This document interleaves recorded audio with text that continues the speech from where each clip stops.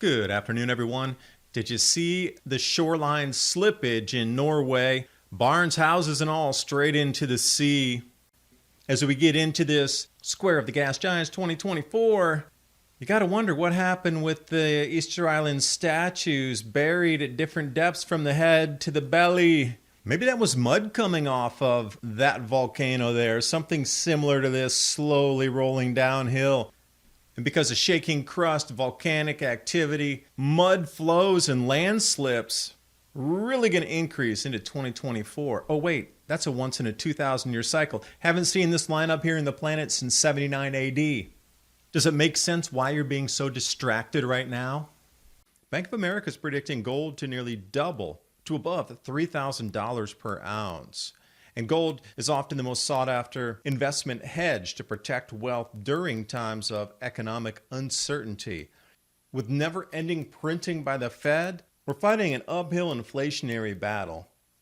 With this much inflation on the way, only one investment stands out: gold. Patriot Gold Group has no fee for life IRAs where your IRA or 401k can be in physical gold or silver. At Patriot, you work directly with an owner and avoid paying absurd broker fees. Call today or request a free investment kit. PatriotGoldGroup.com. The link's in the description box below. I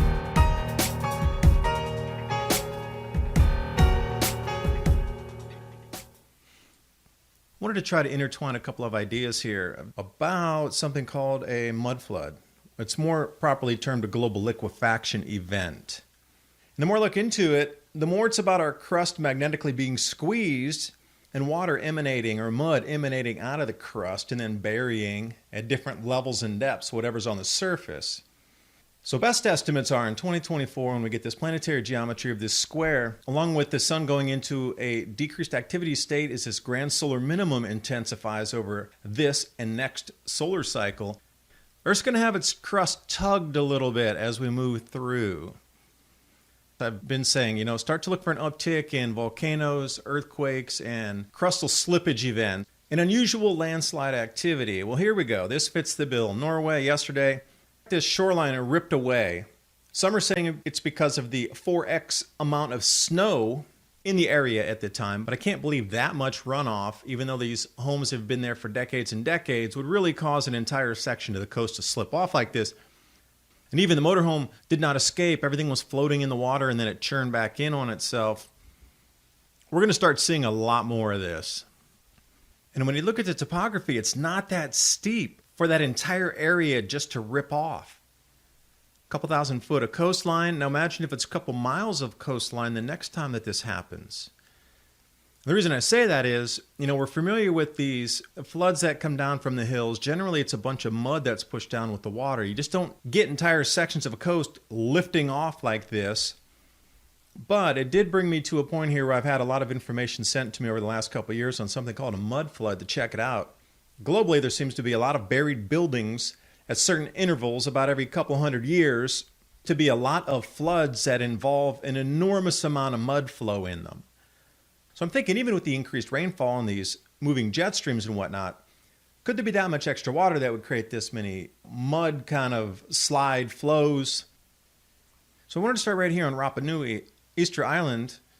The area is not that vast and that large for huge amounts of water to start rolling mud down hills. It had to be something different, because you look at the landscape out here and you can see where the statues were buried, and this is interesting, they're at different heights. So some are clear up to the lips or the nose level, some are up to the neck, some's down mid-belly, and then when you get down to the coast, they're not buried at all.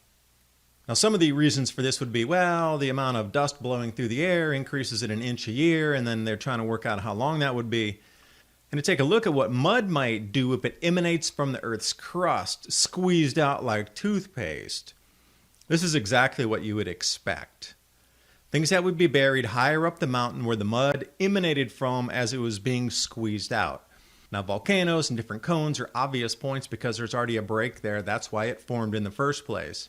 So if you were going to squeeze something out again, mud, water from beneath the earth, gravitational magnetic effects, why not? Don't you think it would squeeze from there first? And again, why is it not totally buried all to the same height? Because the mud's moving in a different flow in a different state. So look at the viscosity here. And if you were to put statues all through there, see how the mud flow ends, trace that down from the emanation point. You don't need the water from above the earth. This came from beneath. And we see it everywhere we look. You get flows through partial objects that bury things at different varying levels. You can see it in the houses here.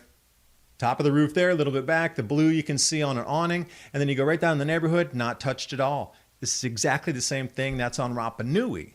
Now, what's the causation? Perhaps this is these different planetary alignments where out in one quadrant of the solar system, we're getting all the four gas giants.